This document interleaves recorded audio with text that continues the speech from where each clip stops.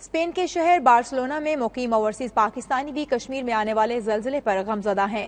92 news سے گفتگو کرتے ہوئے شرکا نے متاثرہ کشمیری بہن بھائیوں سے بھرپور اظہار یکجہتی کیا اور ان کے لیے نیک تمناؤں کا اظہار کیا۔ آئیے دیکھتے ہیں۔